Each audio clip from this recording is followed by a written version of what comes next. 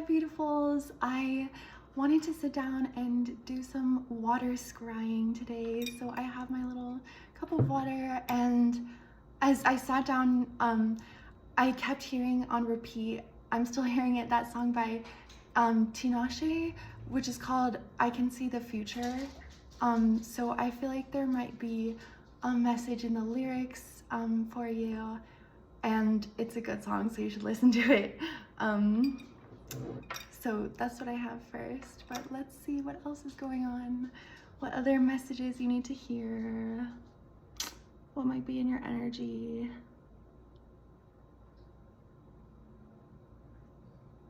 Okay, so I'm getting this image of a whirlpool and how it's sort of this cosmic force, or the raw energy and power that the earth can wield sometimes, that's completely out of our control. How obviously if you're caught in a whirlpool or in the middle of the ocean, it can kind of drag you under. So there might be so much changing right now that it feels overwhelming, like you are being pulled to your depths. And now I'm getting this image of when you surrender to that whirlpool, it's almost like quicksand, how you stop struggling and then you're like, well, okay, I'm gonna be fully present with whatever I'm feeling right now. I'm gonna be fully accepting of whatever is still in my life right now, of the chaos that is making me feel tumultuous. And then it's like in that instant, in that moment of surrender, is when the universe is allowed to, or has the space to, bring this rebirthed version of yourself into your physical being. It's like you surrender to the whirlpool dragging you under, and then you swim back to the surface, this transformed version of yourself. And then that makes me think of, I love this quote, I forgot where I saw it, I think it's in Latin. It's called I'm not going to pronounce this right, but it's something like iadem mutata resurgo, which I think means, although changed, I arise the same. So it's really beautiful how there's almost this cosmic intelligence, or this divine order to the chaos. Everything that the whirlpool of your life right now has been sort of spinning away from you or towards you, is actually in this beautiful preparation for you to uncover more and more of your true self, of who you really are, to kind of peel back the layers and conditioning and the material life that we all can grow accustomed to, and then sort of live on autopilot without like recognizing our divinity or being present each new moment. Just trying to make that commitment to be present with and accept whatever is going on. So even though it feels chaotic right now,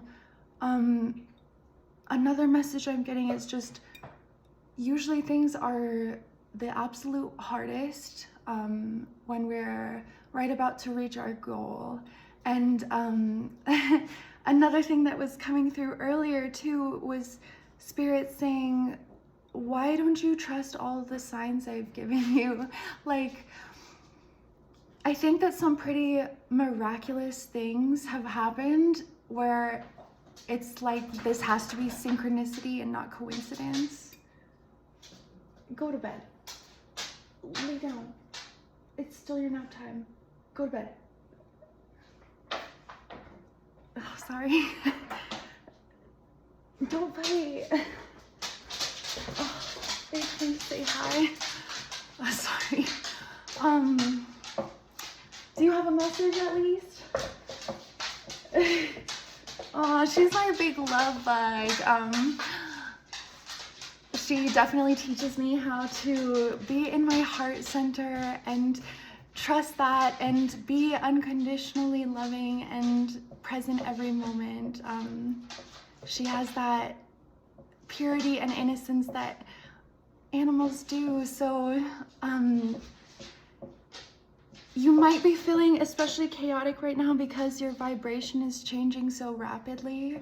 And then it's like you're no longer in energetic alignment with your surroundings or your environment. So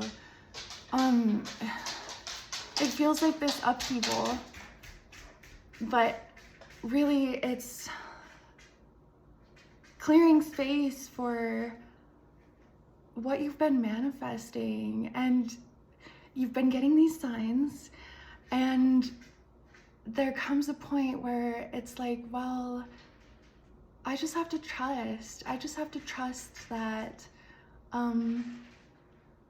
this isn't a series of coincidences or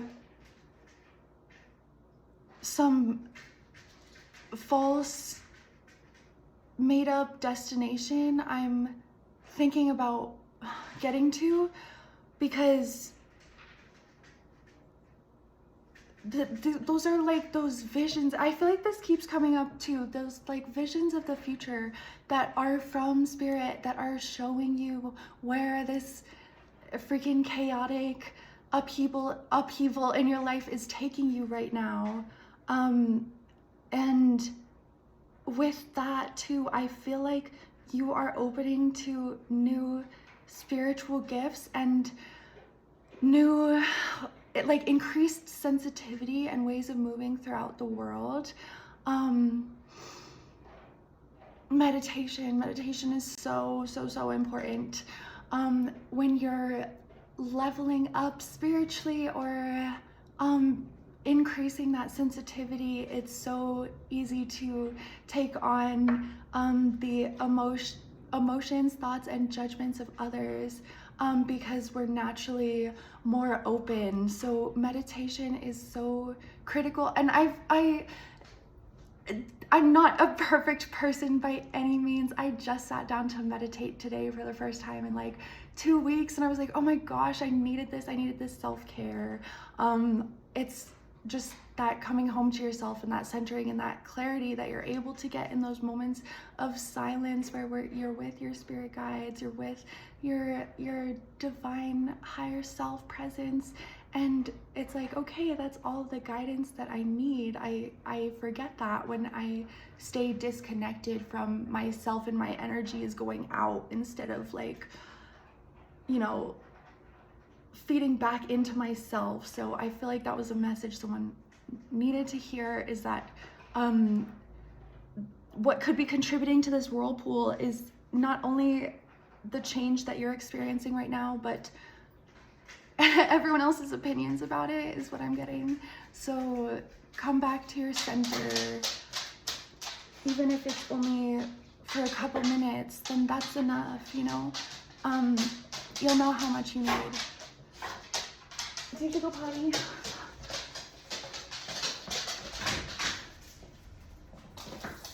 Go on. Sorry, I'm shit at editing. I literally can't figure it out, so. But anyway, meditation, being with yourself, opening yourself up. Another thing that I was going to say is that I feel that there has been a lot of activity or just maybe even discomfort around your crown and your third eye.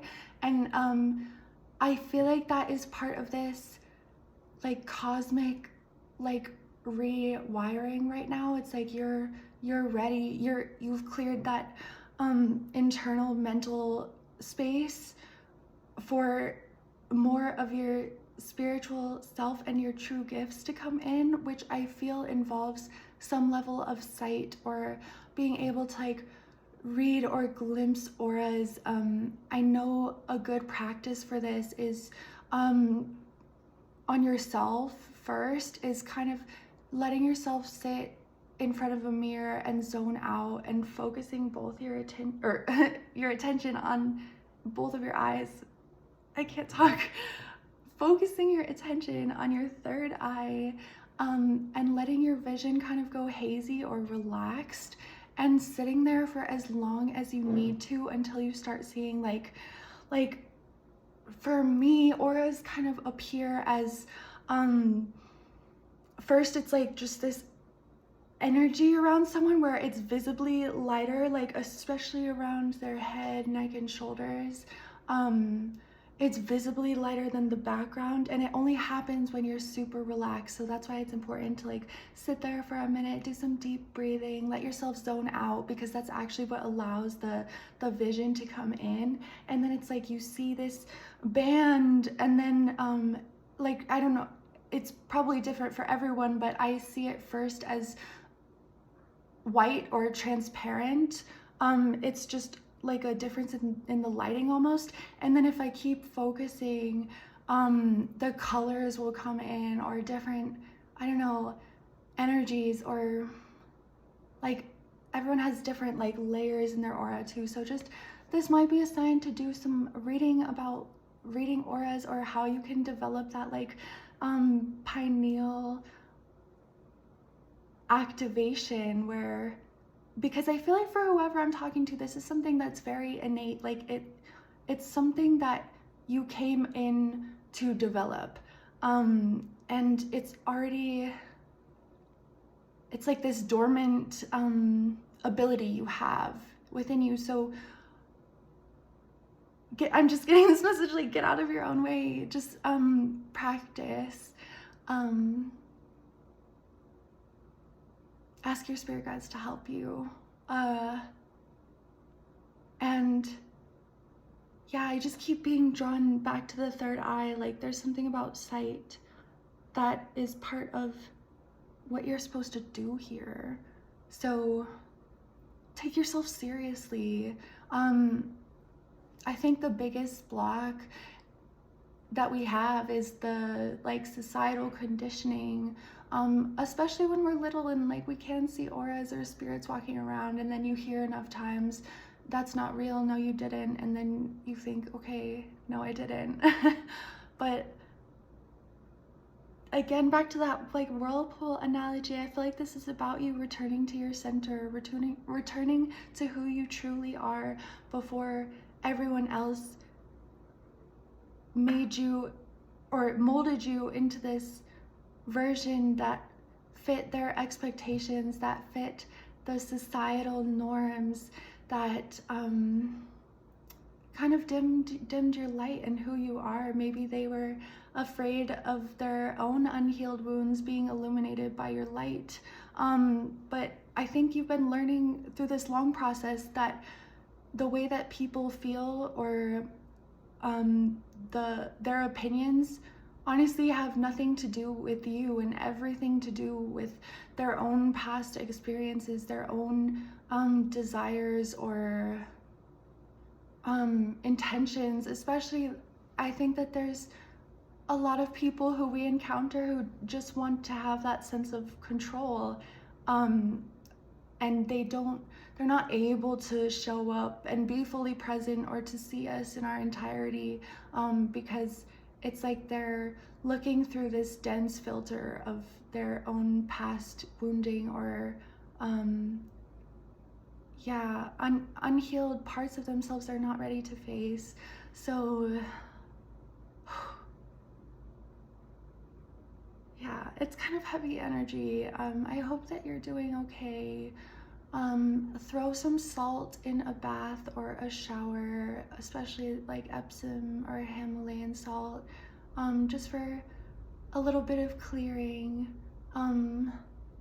You know, ask your spirit guides to wrap you in an extra layer of protection while you're in this really vulnerable transitory state, and let yourself be pulled under, because when you come back to the surface, it'll be a whole different reality you're looking at.